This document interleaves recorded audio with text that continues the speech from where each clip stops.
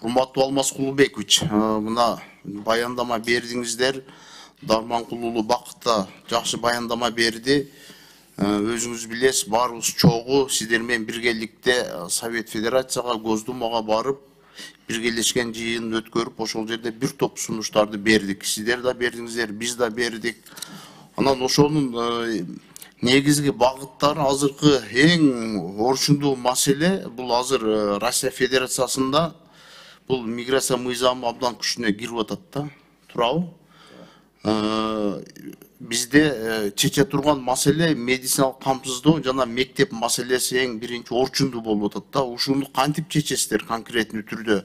Мына биздин мекендештердин балдарын мектепке албай, бир топ жаш балдар кайра биздин мамлекетибизге келип, азыр көп окубай талаада калды да, ачык айтканда. Билим берүү министринин өкүлү бар да бул жерде, же жокпу? Орун басар бар.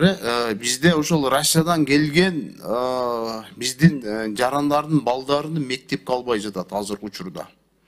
Мен баягы октябрь айында дагы жыйын болгондо министрге айтканмын. Орустар албай жатат.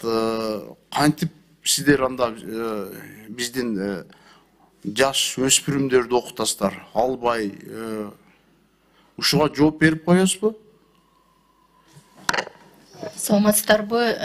Ооба, азыр Россиядан келген мигранттарды өзүңүз тааныштырып коюңузчу. Лира Самыкбаева, санариптештири боюнча министрдин орун басары, билим берүү министрлигинин.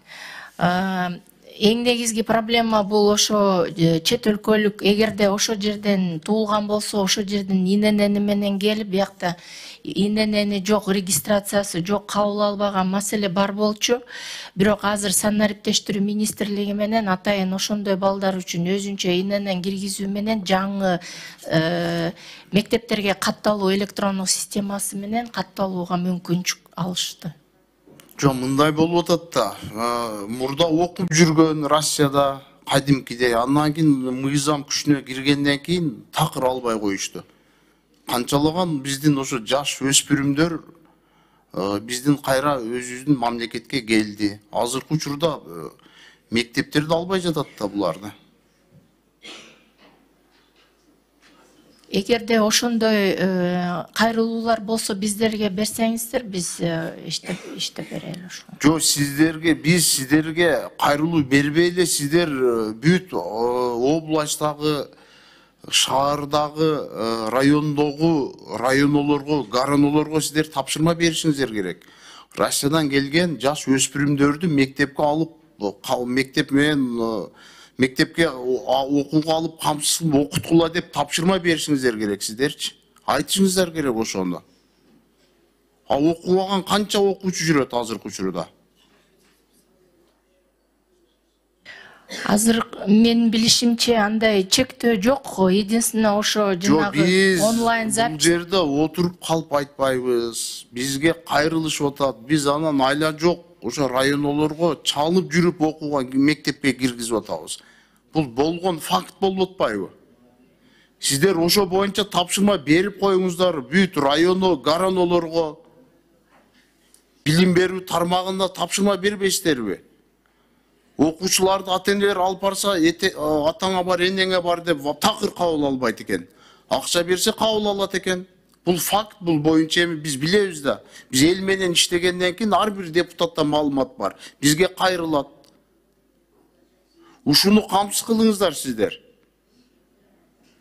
Анан Дарманкулу Бакыт мырза, бизде ошол Россия Федерациясынан башка жерде сиздердин өкүлчүлүк жок да, туурабы? Жок, ошо Москвада эле. Москвада эле бар да, анан башка мамлекеттерде жок, туурабы? Ооба.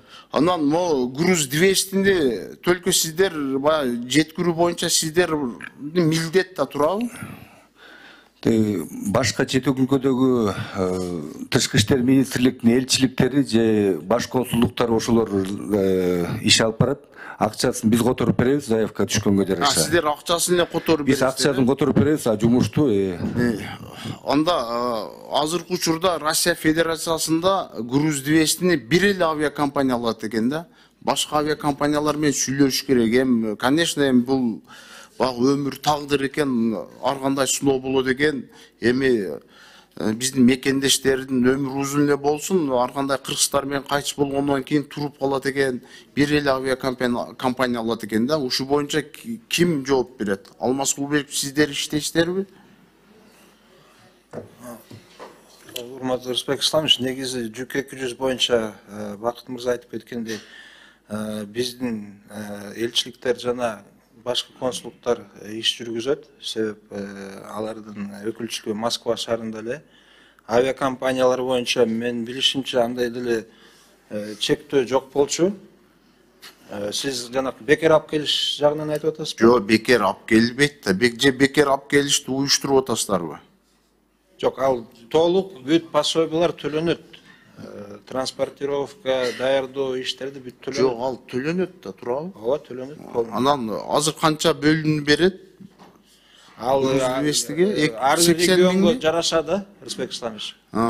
Кайсы канчалык алыс болсо Кыргызстандан ошончалык биз индексациялык менен төлөнөт да. Бул любой точка мирадан биз алып келгенге эми Кудай сактасын, конечно, даярбыз да.